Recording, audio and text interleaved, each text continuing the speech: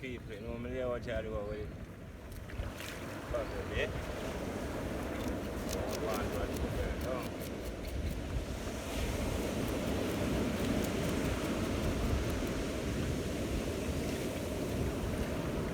Hot.